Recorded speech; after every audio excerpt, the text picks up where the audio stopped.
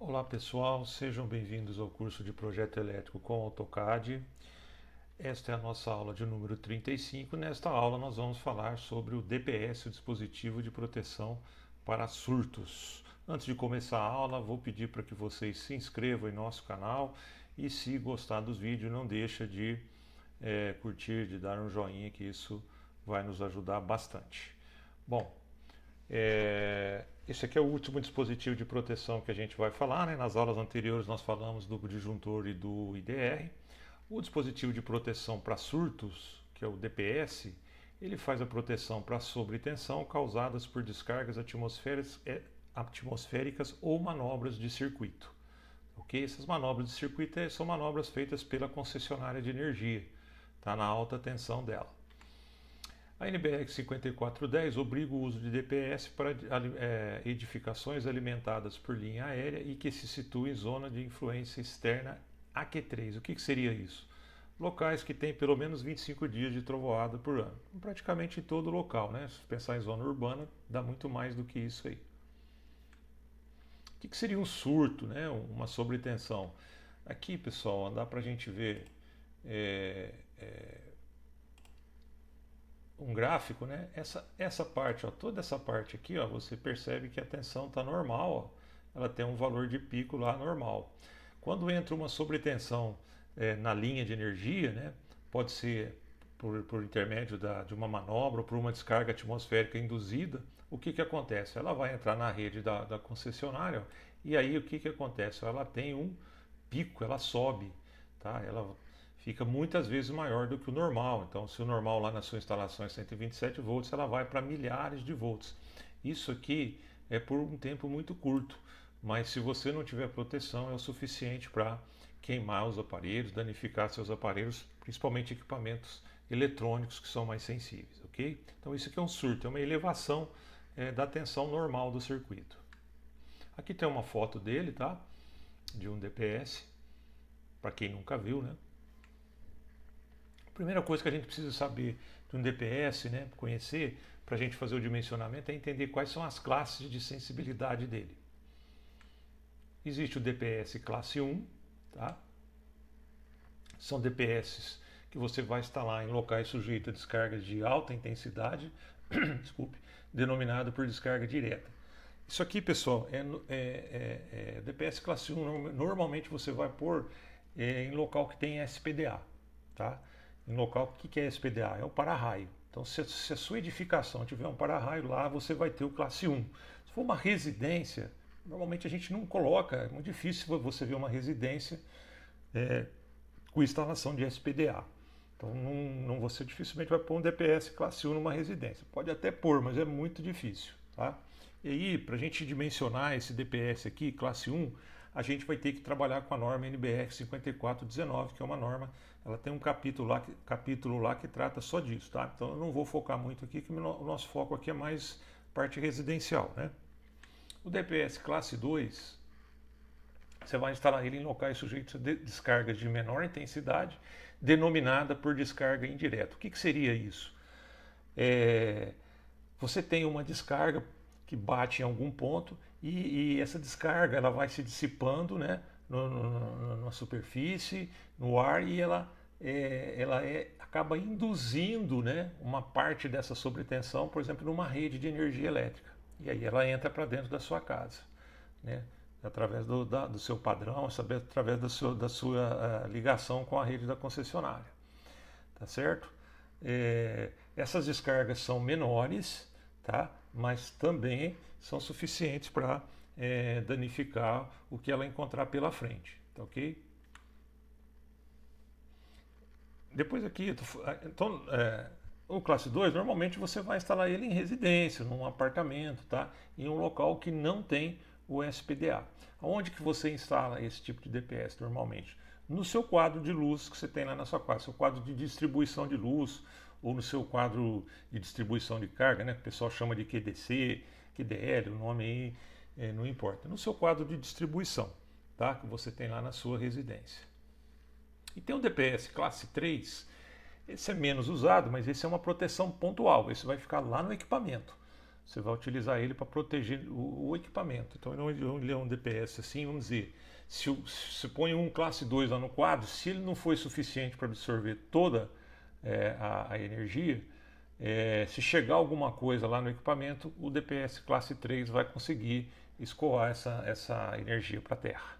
Tá, ok? Então ele tem que ficar depois do classe 2, tá? Nunca pode deixar ele sozinho porque ele não tem assim, uma capacidade alta de corrente para escoar a corrente. Depois a gente vai falar mais sobre isso, ok?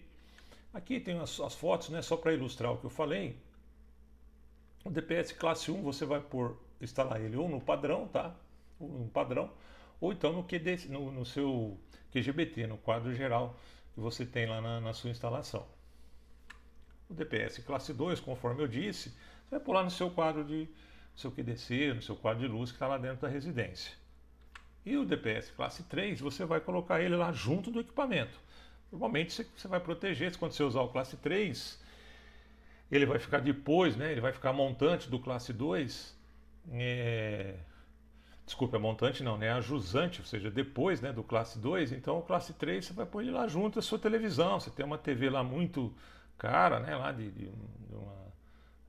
sei lá, de 100 polegadas, aqueles televisores que custam muito caro. Para garantir, você põe um DPS lá junto da tomada tem algumas tomadas inclusive que você compra que ela já vem com isso aqui incorporado, mas aí ele é classe 3, tem que ter o classe 2 antes.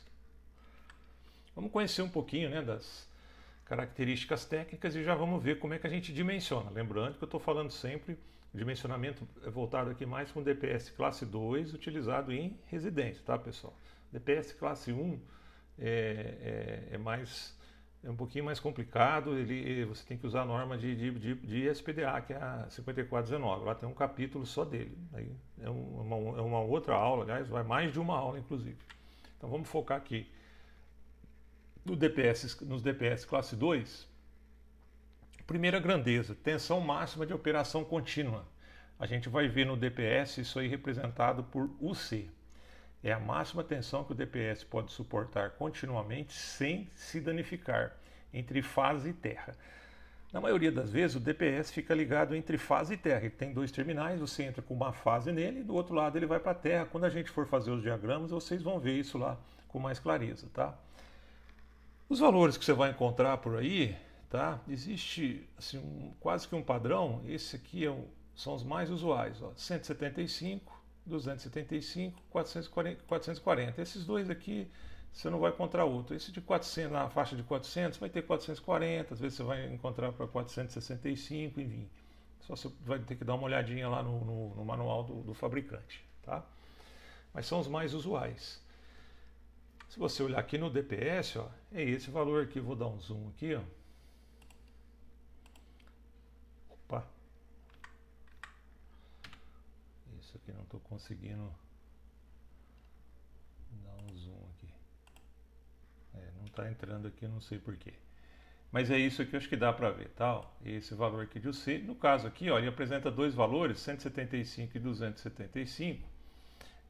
Por quê? Porque é para 50 e 60 Hz. No nosso caso é 60 Hz, então esse aqui é um DPS de 275 volts.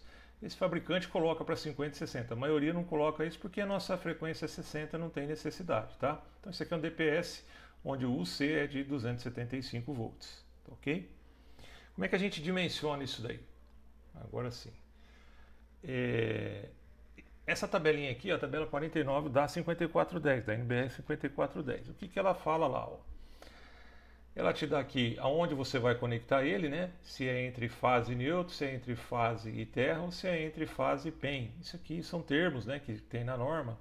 O PEN seria um condutor que tem dupla função, de terra e neutro, tá? Na maioria das vezes a gente interliga ele entre fase e o condutor de proteção. Então, como é que eu dimensiono ele? Aí vai depender do tipo de aterramento que você está usando. A gente vai falar disso, eu vou fazer uma aula mais para o final só falando desses esquemas de aterramento. Qual que é o que a gente normalmente usa numa residência? Ou usa esse aqui, ó, tá? São os mais usuais, que é o TT e o TNS. Isso aqui também é um assunto que você tem que estar só uma aula, a gente vai ver isso um pouquinho mais para frente. É um pouquinho complicado para a gente explicar agora. Mas o que importa é o seguinte, para você dimensionar esse valor de UC, percebe ó, que tanto no TT como no TNS, o que você vai fazer? Ó? Você vai multiplicar o zero por 1,1. Ó.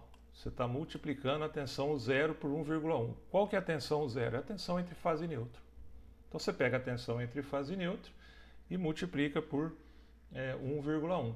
Você já dimensiona o valor do seu UC. Tá ok? Aqui, ó. Aqui tem uma... Deixa eu só ver se eu consigo apagar isso aqui.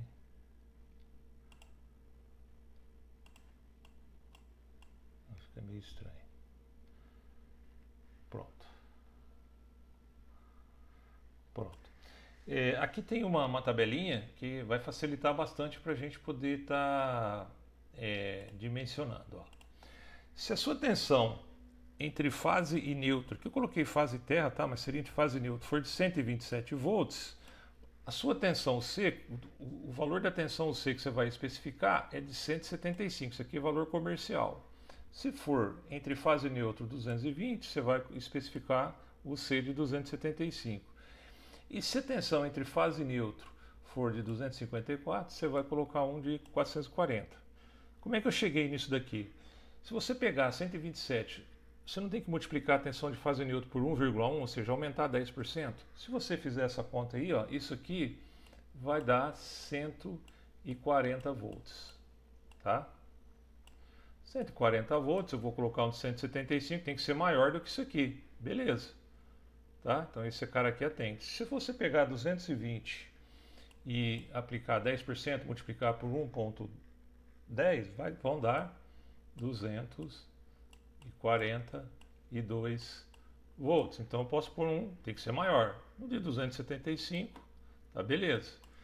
E se eu pegar 254 e multiplicar por 1,1, vão dar 200, que eu estou arredondando, tá, pessoal? 279 volts, dá um pouquinho mais aqui. 279, eu tenho um de 440, beleza. Percebe que eu não posso utilizar o de 275, tá? Está próximo, mas ele é menor. Então, você olhando sem fazer a multiplicação até poderia, né? Porque 275 é maior que 254. Mas quando você multiplica de acordo com a norma, 279 não daria para pôr esse, teria que ser esse aqui. Ok? Então aí você especifica já uma das coisas que você precisa para comprar o DPS, a tensão UC. Tá ok, pessoal? Muito bem. Vamos continuar aqui com as características técnicas. Agora a gente vai ver nível de proteção UP. É a tensão residual que o DPS desculpa, deixa passar. Não pode exceder o valor da tensão máxima admissível do equipamento. Isso aqui é o seguinte, quando o DPS atua, no momento que ele está atuando, vai uma tensão ainda para o que o DPS faz, na verdade. Ele escoa a corrente para a terra, mas ainda fica uma tensão em cima da carga. Tá? Essa tensão não é anormal, ela é maior, ela abaixa. Tá? O DPS, quando ele escoa, ele faz essa tensão abaixar, mas não volta ao normal, assim, por um período ele vai ficar com uma tensão maior. Essa tensão P é a tensão residual que vai ficar no equipamento, é o que ele vai deixar passar. Tá ok? Se você olhar no DPS, é isso aqui, ó, tá? O P, tá? Esse aqui tá lá, ó, menor do que 1,4 kV, ou seja, o que o fabricante está te dizendo? Olha, no momento que ele atuar, ele garante para você que não vai chegar nada no equipamento maior do que 1,4, menos do que 1,4. Tá ok? E você vai entender de onde que vem esse 1,4 aqui, ó. Tá aqui, ó.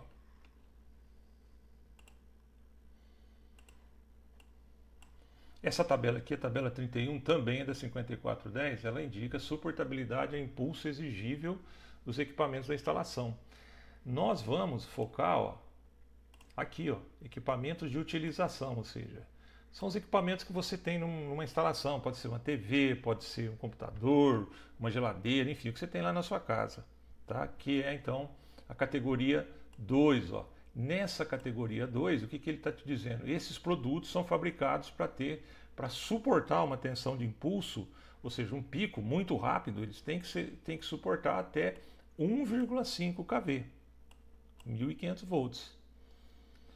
Percebe por que o DPS lá está especificado com menor ou igual a 1,4? Porque se passar até 1,4, beleza, o equipamento suporta até 1,5, não tem problema. Tá? Aqui os outros níveis aqui, ó, esse primeiro aqui, que seria produto a ser utilizado na entrada, medição, nível 4, né, categoria 4, isso aqui seria, por exemplo, o medidor de energia. Produto a ser utilizado em circuito de distribuição, circuito terminais, isso aqui seria, por exemplo, o disjuntor, para um DR, certo? Então, nós sempre vamos focar aqui, ó. E aqui você chega a 1,5. Por que eu peguei aqui também e não peguei embaixo, ó? Porque aqui, ó, sistema trifásico 127/220, tá ok? Que é o mais usual. Se o seu sistema trifásico for 220, 380, ou 230, 400, ou 277, 480, esses equipamentos que estão lá, eles vão suportar eles têm que suportar até 2,5 kV. Ou seja, você pode usar um DPS até com valor maior do que 1,5, não pode exceder isso aqui, 2,5, tá ok? Mas normalmente nós vamos estar onde o sistema que a gente mais trabalha no Brasil é esse aqui, ó, tá? Sistema 127/220. Se você tiver nesse aqui, você vai poder usar um DPS de até menor, né, do que 2,5. Pode ser um pouco de um DPS maior do que esse aqui, tá? Normalmente em instalação residencial a gente usa menor ou igual a 1,4 para esse sistema trifásico, ok? Mais um item de uma característica técnica. Corrente nominal de descarga, é o IN, é o valor de pico de corrente que o DPS pode descarregar por mais de uma vez. Aquele valor que eu mostrei lá na figura, né? Aquele máximo de corrente que ele chega, né? Depois ele vai diminuindo. Num tempo ele dá um pico, vai lá em cima, depois ele abaixa. É esse valor aqui, ó. Tá, ó. IN, né? Ó. Aqui nesse exemplo é de 20 kA. Esse valor aqui, pessoal, essa corrente de descarga, ela normalmente o fabricante te garante que ele vai fazer essa descarga 15 vezes, tá certo? 15 a 20 vezes, mas vamos falar 15. O fabricante te garante 15, esse DPS aqui, se passar até 20 kA, ele descarrega até 15 vezes sem se danificar. Depois disso ele já não garante mais que ele vai se danificar. O DPS chega uma hora que ele pode já não surtir mais efeito, você vai ter que trocar ele, né? Se você observar aqui, ó, esse verde aqui, normalmente quando isso aqui está verde significa que ele está operando normalmente. Quando ele está com defeito, isso aqui fica vermelho. Tem DPS que tem um LEDzinho também que funciona da mesma forma. Quando o LED está apagado, o DPS está bom. Quando ele acende, o DPS está com defeito. Tá ok? Então a corrente nominal de descarga é isso, tá? É o número de vezes que ele pode, é o valor de pico de corrente que o DPS pode descarregar por mais de uma vez. Normalmente isso aqui é padronizado em até 15 vezes, tá bom? O fabricante te garante isso. Como é que a gente dimensiona isso? Aqui é um pouco assim meio subjetivo, tá? Assim, não tem um jeito. O que a gente costuma usar é isso aqui, ó. Deixa eu apagar aqui. Voltando, né? Eu tô falando aqui de um DPS que você vai pôr num quadro de distribuição de uma residência, um DPS classe 2 aqui, tá? Se você tiver numa área urbana e que tiver bastante prédio, você pode pôr um IN, né, uma corrente nominal de até 20 kA. Por quê? Porque se tem bastante prédio lá, significa que tem bastante SPDA. Então essa casa que vai estar aqui por perto, ela já vai ter uma proteção desse SPDA. Então a chance de induzir uma tensão nessa casa, nessa instalação, é menor, e se entrar vai ser um valor menor. Tá? Então você pode usar qualquer de corrente nominal até 20 kA.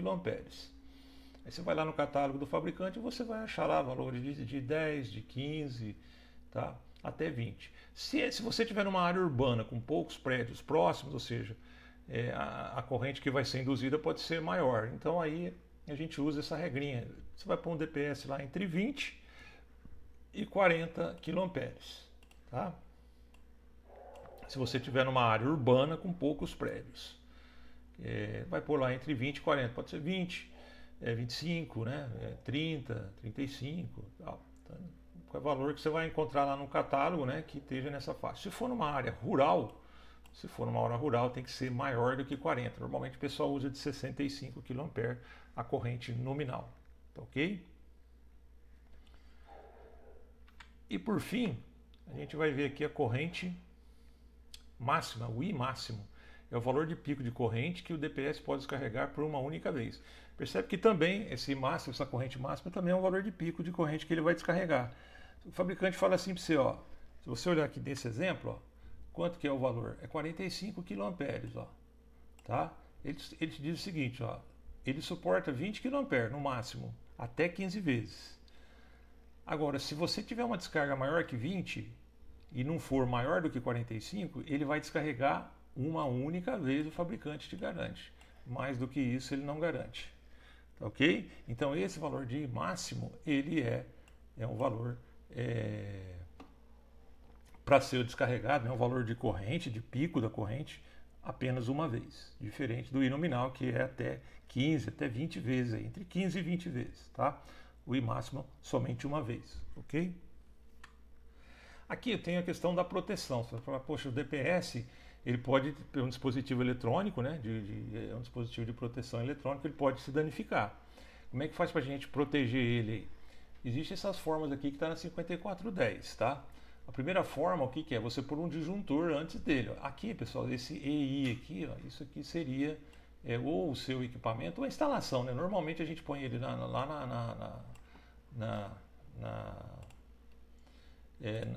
no disjuntor ou no DR geral lá, tá? Então ele acaba protegendo toda a instalação, tá, ok? Então o que que acontece? Eu posso pôr um disjuntor para proteger ele. Esses DPS classe 2, a maioria deles já vem com uma proteção interna, tá? Ele tem um fusível interno lá, às vezes é um fusível eletrônico, ou enfim, ele tem uma proteção interna dele que o fabricante coloca lá. Se ele entrar em curto, essa proteção vai atuar e aí ele vai sinalizar da forma que eu falei anteriormente. A maioria tem, mas é importante você ver com o fabricante. Se ele não tiver, a DPS classe 1 não costuma ter, então você vai ter que pôr uma proteção se ele entrar em curto. Essa é uma forma. Outra forma é essa aqui, ó. Ele fica protegido pelo disjuntor, a montante aqui, pelo disjuntor geral, por exemplo. Só que aqui, se ele entrar em curto, ele fica isolado, não altera nada na instalação. Nesse caso aqui, se ele entrar em curto, ele vai abrir esse cara aqui, ó. Se ele abrir esse cara aqui, o que que vai acontecer? Você vai perder toda a instalação aqui, ó. Você vai ficar tudo desenergizado, tá? Então, caso ele não tenha uma proteção aqui interna, não é uma forma legal de pôr. Aqui, ó, é uma outra forma que ela te dá de proteção. Aqui, o que que você faz? Ao invés de um DPS, você põe 2 DPS, né? Esse DP1 aqui é o dispositivo de proteção. Aqui você tem 2 DPS. Se der problema nesse DPS, esse cara aqui atua, certo? Isola ele, mas você não fica sem proteção. Você tem um outro aqui, ó, tá? Aí ele vai estar sinalizado lá. O que que você faz? Você vai lá e troca ele e beleza, tá? Você não fica sem proteção. Aqui, se ele atuar, o que que vai acontecer? Você vai ficar sem proteção até você visualizar que ele está danificado, tá? São as formas que a NBR 5410 te dá para você ligar. Aqui, pessoal, é uma coisa interessante. Isso aqui também vem da 5410. Aonde que eu ligo quantos DPS que eu ponho? Eu tenho que colocar DPS entre fase, só nas fases eu coloco no neutro. Isso aqui tem um fluxograma aqui que a norma te orienta, ó. Primeira coisa que ela pergunta: a linha que está entrando de energia, a linha elétrica de energia que chega à edificação, inclui neutro? Se não tiver neutro, você vai ligar só nas fases, dessa forma aqui, ó. Entra uma fase, a fase na entrada e a saída vai no terra, ok?